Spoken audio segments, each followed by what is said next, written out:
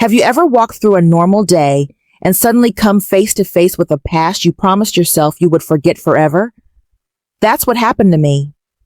On a rainy evening in a crowded city street, I saw someone I never thought I would see again. My ex. But he wasn't the person I remembered. He was sitting against a wall, dirty, cold, and holding a cardboard sign. And in that moment, everything I tried to leave behind came rushing back, and my whole world stopped. The city smelled like wet pavement and car smoke, while I walked fast through the busy street. I was already late for an appointment, but honestly, I didn't even care about it. People rushed past me like they were all running from something. I kept my head down, trying not to look at anyone. My mind was somewhere else, lost between the sound of traffic and the noise inside my own thoughts. Then suddenly, I stopped. There, on the edge of the sidewalk, sitting close to a brick wall, was a person I never expected to see again. For a second, I thought maybe my eyes were tricking me. Maybe it was just someone who looked like him. But the longer I looked, the more real it became. It was him, my ex. The same person who had once been my whole world, and the same person who had broken it into pieces. He was sitting there like someone who had nothing left. His clothes were old and dirty, his shoes worn out, and next to him was a small cardboard sign. I couldn't read the words from where I stood, but I didn't need to. The sign already screamed the truth, that life had taken everything from him. My heart started beating fast, like it was trying to escape my chest. Shock, anger, disbelief, all of them rushed through me at once. I wanted to turn around and walk away like I never saw him, but I couldn't. It felt like my feet were stuck to the ground. Memories started hitting me one after another. I remembered him clean, confident, smiling, looking at me like I was the only person that mattered. I remembered laughing with him in my apartment, staying up all night, talking like life was something we could conquer together. Back then, I believed love was strong enough to fix anything. I was wrong. Then I remembered the other side, the lies, the secrets, the nights I cried alone, wondering where he was, wondering why everything suddenly felt like a lie. That pain had stayed with me, hidden somewhere deep, but it never completely disappeared. I took a slow step forward, not even realizing I was moving. His head lifted, slowly like he didn't expect anyone to notice him. Then our eyes met. For a moment, I didn't even recognize him. His eyes used to be full of life, full of dreams. Now they were tired, empty, like he had lost not only his home, but also himself. "Hey," I said quietly. My voice shook even though I tried to act calm. He blinked like he just woke up from a bad dream. Then he smiled, just a little. "I didn't expect to see you," he said. His voice was weak, almost fragile, like he hadn't spoken to anyone in days. I wanted to say something angry, something that showed how much he hurt me. But nothing came out. I just stood there, feeling everything I thought I had forgotten. "What happened to you?" I asked, without even thinking. He looked down, avoiding my eyes, staring at the pavement like it could answer all the questions. "Life happened," he whispered. "Life happened." 2 simple words, but they felt heavy, like they carried every mistake he had ever made. I felt anger rising inside me again. All the betrayal, all the pain, everything I went through because of him. Suddenly, it was alive again.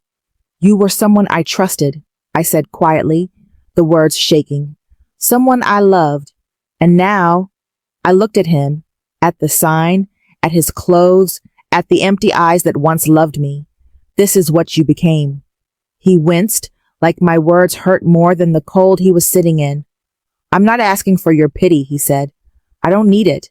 I just wanted you to see me, to know." His voice cracked, and suddenly I didn't know what to feel anymore. We stood there while the world kept moving around us. Cars, people, rain. Nothing stopped. But inside me, everything did. And I realized something I never expected to feel again. Our story wasn't finished. Not yet. The drizzle slowly turned into real rain, soaking my jacket as I stood there staring at him. People walked past with umbrellas, barely even noticing him. It was like the entire city had learned how to ignore suffering, but I couldn't look away. Not anymore. I looked at him carefully. He was shivering slightly, probably from the cold, but maybe also from the weight of everything he was carrying inside. His clothes looked even worse now under the rain. Thin, worn out, almost useless against the weather. His hair was messy and his hands were shaking as he tried to pull his jacket closer around his body. I felt anger rise inside me once again, mixing with sadness and memories. I can't believe this, I said, my voice trembling. After everything. How did it come to this? How did you let yourself fall this far? He pressed his lips together and looked down, pulling his knees closer to his chest like a child trying to hide. It's not like I planned it, he whispered. Things just happened. Happened? I repeated, feeling frustration burn through me. You mean all the choices you made? All the warnings you ignored? All the chances you threw away? That just happened?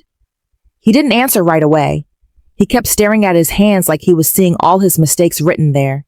His fingers looked rough, his skin dry and cracked. That wasn't the person I once knew. The man I loved had soft hands, warm hands. Now they looked like hands that had fought too many battles alone. I didn't know how to stop it, he finally said, barely louder than the rain falling around us. I thought I could handle everything. I thought I could fix my life before it became this, but I was wrong. I wanted to scream at him. I wanted to ask him why he lied, why he hurt me, why he left me drowning in tears night after night while pretending he was fine. I could still remember the nights I waited for him, hoping he would come home, hoping he would look at me and make everything right again. But he never did. Do you even realize what you did to me? I asked, my voice cracking. Do you remember how I waited for you? How I questioned myself, wondering if I was enough? He closed his eyes, like my words were knives cutting into him. I remember, he whispered, every night. And I'm sorry. I never stopped caring. I was just too scared, too proud, too broken to admit it. His words hit me harder than I expected. I wanted to hate him. I really did. But hearing him speak with so much honesty, seeing him like this, weak, defeated, nothing like the man I knew, it was hard to hold on to the anger the same way. You think sorry is enough? I said with a bitter laugh. You think an apology can fix everything you destroyed? He shook his head slowly, tears mixing with the rain on his face. No, I know it can't. I'm not asking for forgiveness. I don't deserve it. I just wanted you to know the truth, that I never wanted to hurt you. I never wanted my life to become this. For a moment, I couldn't speak. All those years, I imagined what I would say if I ever saw him again. I pictured myself strong, cold, fearless, but standing there in front of him, seeing how broken he was, made everything inside me collapse in ways I wasn't prepared for. I looked at him, really looked. Not the man he used to be, but the man he had become. A version of him life had crushed. The anger inside me started to shift, slowly, painfully, making space for something I didn't expect. Understanding. I don't know if I can forgive you, I said softly. I don't even know if I should. But right now, I can see you. Really see you. Maybe for the first time in years. He looked up at me, hope shining weakly in his tired eyes. That's enough, he said quietly. That really is enough. We stood there, both completely soaked, the rain falling harder around us. And in that strange, painful moment, I realized something. Sometimes the worst goodbyes are the ones that never truly ended. After that night, I couldn't stop thinking about him. His face, his broken voice, the pain in his eyes, it all stayed inside my mind. I tried to ignore it, tried to move on like it was nothing. But deep inside, something had changed. I felt a strange pull, like a part of my past was calling me back, demanding answers I never received. So I began searching. At first, I didn't know what I was looking for. Maybe closure, maybe truth, maybe just some reason that made all the heartbreak feel less empty. I walked through the city like a ghost, retracing old paths we used to take together. I wondered where it all went wrong, and when he started to disappear from the man I once loved. The first place I went was the small cafe we used to visit. The door still had the same bell sound, the same warm coffee smell. The barista recognized me immediately, but when I asked about him, the expression in her eyes changed. She told me he used to come often. The same smile, the same favorite seat, the same nervous laugh whenever he ordered. But she said he stopped coming months ago. He owed a few bills, left a stack of unopened letters, and never returned. That was the first piece of the puzzle. He wasn't just careless. Something had already started breaking him long before I saw it. Next, I tried finding the people who knew him after we broke up. Old friends, work buddies, anyone who could tell me something real. Most of them had drifted away, disappearing just like he had. But a few people talked. One friend told me he had lost his job, more than once, that he had struggled to keep himself together, failed at different things, got kicked out of his apartment, and spent nights with no place to go. Another person whispered, almost sadly, about debts he couldn't pay, about trust he broke, and about people who stopped believing in him. They said he had pushed everyone away, not because he wanted to, but because he didn't know how to ask for help. Each story felt like a punch to my heart. The anger I carried for so long started to melt, slowly turning into something softer. Maybe compassion, maybe just sadness.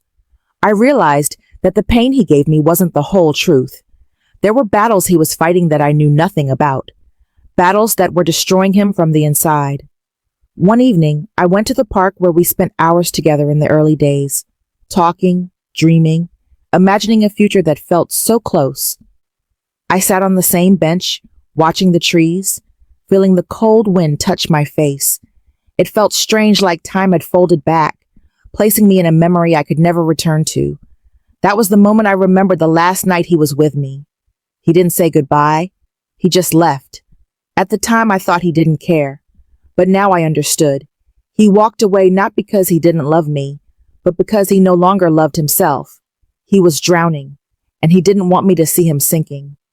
Tears came before I realized they were there, silent, warm against the cold evening air. I cried for the love that once felt endless. I cried for the pain he couldn't share. And maybe, just maybe, I cried for him. Something inside me had shifted again. I didn't just want answers. I wanted understanding. So the next morning, I went back to the street where I found him.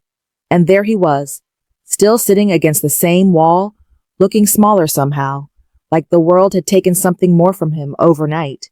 When he saw me, he lifted his head slowly. There was a tiny spark of hope in his eyes, like he didn't believe I would come back, but part of him wished I would. I looked for you, I said softly. I needed to know what really happened. He didn't say anything. He just waited, like he had been waiting for years, not for help, but for someone to finally understand him. I know now, I continued.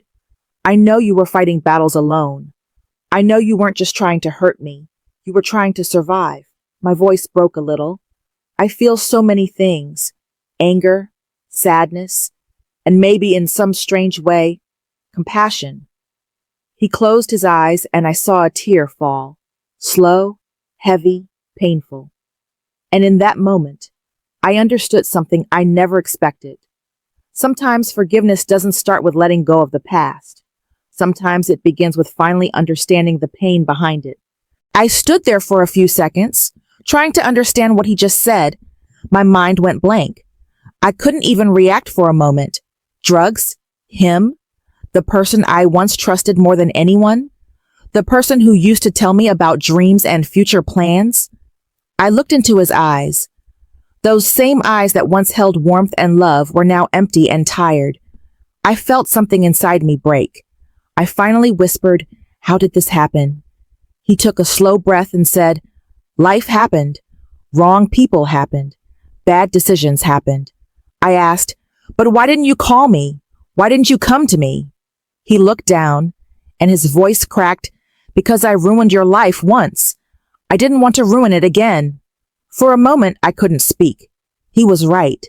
He did ruin everything before, but a part of me still wished he had called, even once. He continued, "After we broke up, I started hanging with some friends who were experimenting with things.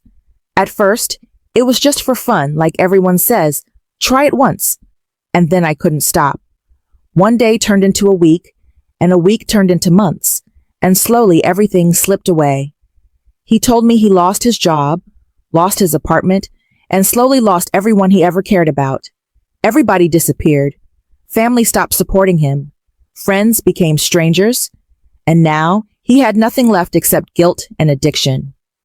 I asked him softly, "Why the city streets? Why not rehab?" He said, "I tried rehab twice, but when you come out, the world doesn't change. Your cravings don't disappear. And when the world turns its back on you, you go back to the only thing that makes you forget." I could hear the pain in every word he said, but the part that broke me the most was when he said quietly, "Sometimes I wish I never woke up in the morning." That sentence hit me like a knife. I realized this wasn't just a sad story, and this was a cry for help. I asked him, "Do you want to stop?" He nodded immediately. "Yes, but I don't know how anymore." For a moment, we just sat there in silence.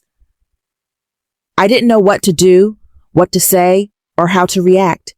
My heart was aching, but my mind was fighting, because helping him meant opening old wounds, stepping into a past that destroyed me once already. I wasn't sure if I could survive going through all that again. He wiped his face again and said something that shook me even more. "You remember when you left? I blamed you for everything. I hated you. I cursed you. I told everyone you ruined me. But the truth is, I ruined myself. I destroyed everything." Then he looked directly at me and said, "I'm sorry. For everything. For the pain. For the cheating. For hurting you. I'm sorry I didn't protect your love when I had it." I never thought I would hear those words from him. Not in this lifetime. I felt my eyes getting wet, but I controlled myself and asked one thing. "Do you still love me?" He looked surprised for a second, then shook his head slowly. "Love? I don't even deserve to say that word anymore. The person you love doesn't exist now. He died years ago, and what's left is just a broken addict trying to survive another night." That line broke me more than anything, and for the first time that night, I realized something frightening. I didn't hate him anymore. I don't know if it was pain, pity, or love, but I felt something deeper than all of that. I felt responsibility. I felt like maybe this encounter wasn't random. Maybe this happened for a reason. Maybe I was meant to find him again. Maybe I was meant to help him come back. Even if he didn't belong to me anymore, a part of me believed he still deserved a chance to live. And in that moment, I made a decision that would change my life again. I told him gently, "You're not alone anymore." He looked at me with confused eyes and asked, "What do you mean?" I didn't know exactly what I meant, but somewhere deep inside, I knew. I couldn't walk away from him again. Not this time. When I said those words, "You're not alone anymore," a part of me got scared of my own decision. What was I even saying? How could I promise something so big in one moment? I didn't even know if I was strong enough to handle this again. But something inside me just wouldn't let him go this time. Maybe life was giving me a chance to fix something that broke both of us. Or maybe God was testing me again. I don't know. He looked lost and confused and asked quietly, "What do you mean by that?" I took a deep breath and said, "I want to help you, but only if you want help." For a moment, he just stared at me, like he didn't believe my words. And then slowly, his eyes filled with tears again. He whispered, "Nobody has said that to me in years." He told me that every day he wakes up on the street hoping someone would just talk to him, not because he needs money, but because he wants to feel human again. That sentence stayed in my mind for a long time. He just wanted to feel human again. I could feel my heart breaking inside my chest. I asked him if he had eaten anything. He shook his head slowly. I went to a nearby food stall and bought him something warm. When I returned, he looked embarrassed, like taking food from me was a sin. But I just smiled and said, "Eat. It's okay." We sat together on that cold road while he ate quietly. For a moment, it felt like time had stopped. The world kept moving around us, Cars passed by, people walked, but we were in our own silent space. After he finished eating, I asked him gently, "Do you want to try rehab again?" He looked scared, almost terrified. "I'm afraid I'll fail again," I replied. "Failing is not the worst thing. Giving up is." He stared at me, like he was searching for hope in my words. Finally, he whispered, "If you stay with me, then yes, I'll try." Those words scared me, because I didn't know how long I could stay or what staying even meant. But in that moment, I nodded. He started crying quietly again, and he said something I will never forget. "I thought the world forgot me. I didn't know someone still remembered. I didn't know how to answer that, so I just said, 'I'm here now.'" Inside my heart, a storm was raging. Memories of our past flashed in front of my eyes. The love, the breakup, the betrayal, the pain, the nights I cried because of him. Part of me screamed not to trust him again, but another part whispered that maybe this wasn't about love anymore. This was about saving a life. After a long silence, he said softly, "I don't want to be like this. I want to be normal again. I want to breathe without feeling guilty." I asked him, "Will you let me help you?" He nodded slowly. "I don't know how, but yes." I stood up and said, "Come with me." He hesitated, like he was scared to leave the place he had gotten used to, almost like the streets were his home now. I held out my hand slowly. He looked at it for a moment, and then finally took it. His hand was cold, weak, and shaking. I didn't know what was going to happen next. I didn't even have a plan. But I took him to my car and helped him sit inside. He kept looking outside the window like he was saying goodbye to something familiar. While driving, I couldn't stop thinking about our past, how we once dreamed of a beautiful future, and now I was driving him to a hospital, hoping to give him a chance to live. Life is strange. It takes everything from you, then brings back the same thing, but in a completely different shape. When we reached the rehab center, he held my hand tightly like a scared child. I looked into his eyes and said, "I'm not leaving." He nodded, but his eyes were full of fear. At that moment, I realized something powerful. Sometimes you don't help someone because you love them. Sometimes you help them because life gives you a chance to prove that love was real, even if it's no longer yours. When we entered the rehab center, everything felt heavy and serious. The smell of medicine, the quiet atmosphere, the nurses moving slowly, it all reminded me that this was real. This wasn't a movie. This was life. The receptionist asked some questions and filled out forms while he stood next to me quietly, almost like a child who had done something wrong and didn't know what would happen next. When the nurse finally came, she asked him to follow her, but he didn't move. I realized he was scared, really scared. I touched his shoulder gently and said, "I'm right here." That gave him enough courage to take the first step. As he walked away, he kept looking back at me, making sure I was still there. I nodded every time so he wouldn't panic. After the initial checkup, a doctor came to talk to me privately. He said with a serious tone, "He is in a very dangerous stage of addiction. If he doesn't get proper treatment, he could harm himself." I felt my heart drop. The doctor continued, "But if he truly wants recovery, there is hope." That sentence felt like a tiny light in a very dark tunnel. After a few hours, they allowed me to meet him again. He was lying on a bed in a simple room, looking tired and scared. When he saw me, he tried to smile, but his eyes showed pain. He whispered, "Will it hurt?" I didn't know the right answer, so I said, "Maybe. But it will heal too." He nodded slowly and said, "Promise you won't leave?" I held his hand and said softly, "I'm here. I'm not going anywhere right now." Inside, I was scared too, but I tried to look strong because he needed someone to believe in. The first night was the hardest. He had withdrawal symptoms. He was sweating, shaking, sometimes crying. The nurses came again and again. I sat there watching him struggle, feeling completely helpless. At one point, he cried out, "Please make it stop," and my heart nearly broke. I wanted to take his pain away, but I couldn't. All I could do was sit beside him and whisper, You're not alone. Hours passed like days, but somewhere deep inside me, a tiny hope was growing. Around midnight, he finally fell asleep after the medicine started working. I just sat there watching him, feeling every memory from our past coming back like waves. The nights we laughed, the moments we loved, the times he held my hand as if nothing in the world could separate us. And then the lies, the cheating, the heartbreak, the crying, everything was flashing like a film playing too fast. I didn't realize when tears started rolling down my face. I wasn't crying because of our past anymore. I was crying for the broken person lying in front of me, the person I once loved so deeply, now fighting for his life. When morning came, he looked weak but calmer.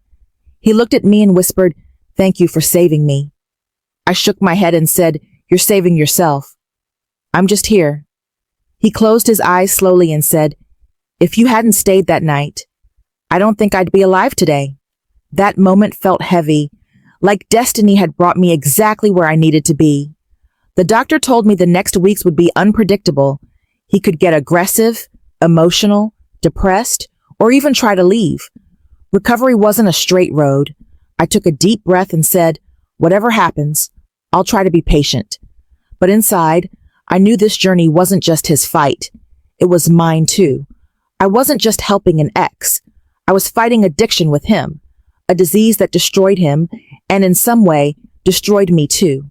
And yet, some part of me still believed he could come back from this darkness.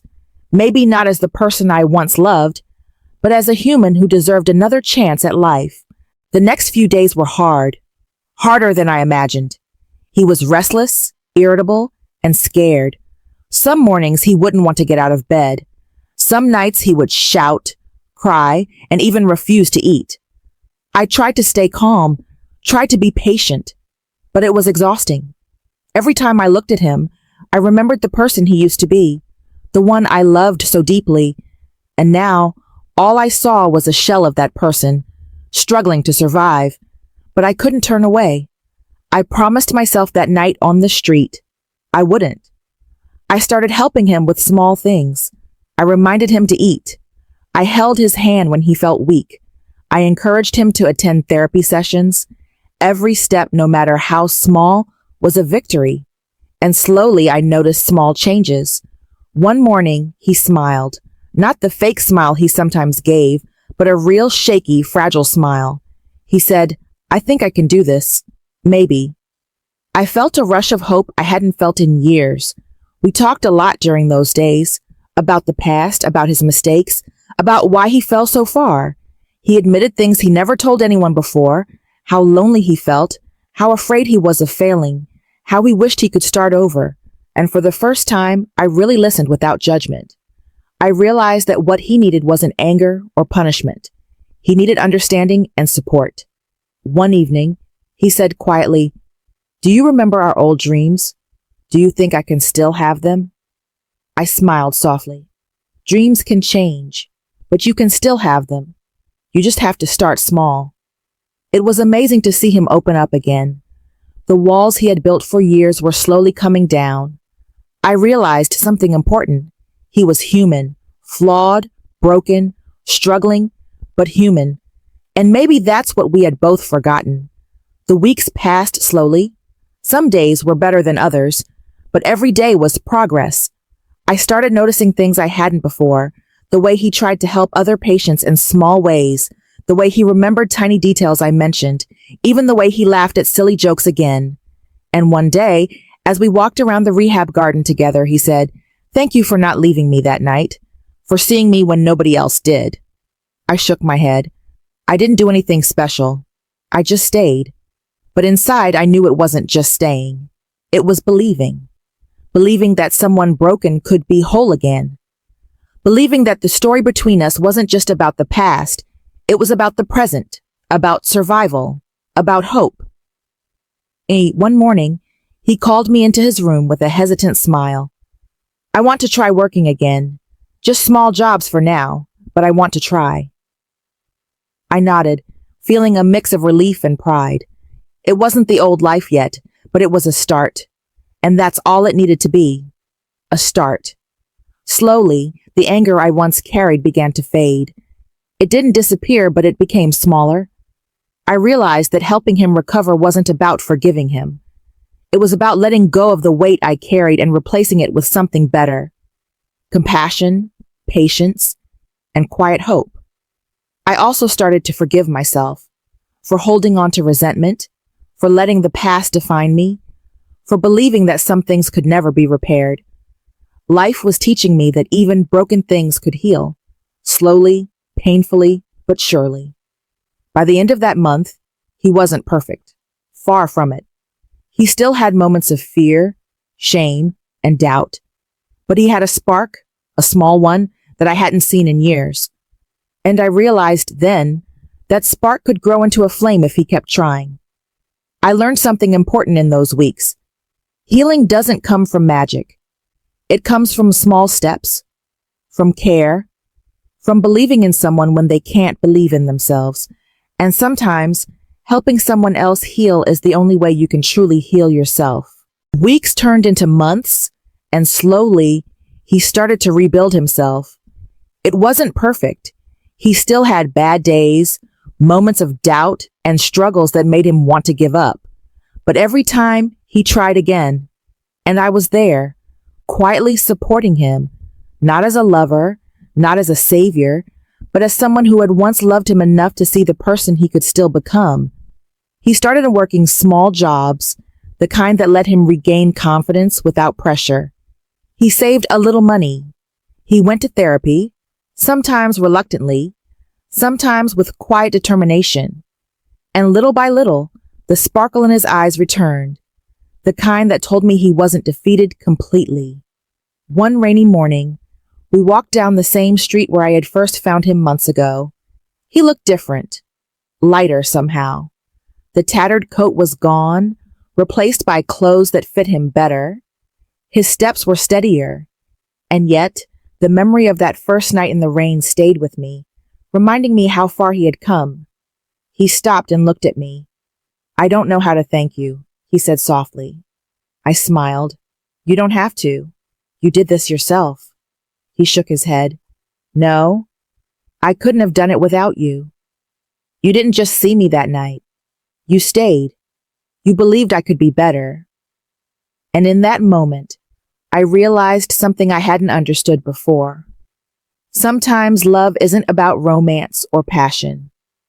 Sometimes it's about witnessing someone's pain, refusing to turn away, and quietly helping them rise again. I had forgiven him long before this, not because he deserved it, but because carrying anger forever would have destroyed me. And now, watching him take control of his life, I felt a peace I hadn't known in years. We didn't go back to the way things were. The past was still there, like a shadow we carried. But the shadow didn't hurt anymore.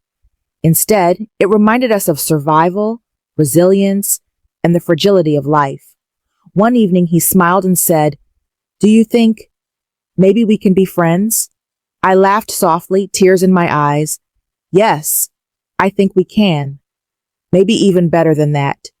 We can be allies in life." And in that laugh, I felt closure. Not the kind that comes from forgetting, but the kind that comes from understanding. The kind that comes from standing in the rain, holding hands and realizing that even broken people can find a way forward. I left him then, not because I was walking away, but because he no longer needed me to hold him. He was walking on his own now, stronger than before, and I had learned something important too. Sometimes the best way to love someone is to let them find themselves again, even after everything has fallen apart. The city looked different that day. The rain had stopped, the streets glistened with reflections of sunlight, and the air smelled fresh. I walked past the corner where I first saw him, and for the first time, I didn't feel fear, anger, or heartbreak. I felt hope. Hope for him. Hope for me. Hope for the possibility that life, even after it breaks you, can give you a second chance. I didn't look back. I didn't need to. The story wasn't about us anymore. It was about survival, forgiveness, and the quiet beauty of starting over. And in that moment, I realized the ultimate truth. Sometimes the sweetest revenge isn't hate. It's living well. It's forgiving quietly. It's offering a hand to someone who once broke your heart. Because in lifting them, you lift yourself too. The city moved on as always. People rushed past with umbrellas. Cars roared in the distance. But for us, the world had changed. Not perfectly, not magically, but enough. Enough to survive, enough to hope, enough to begin again. And that, I knew, was everything.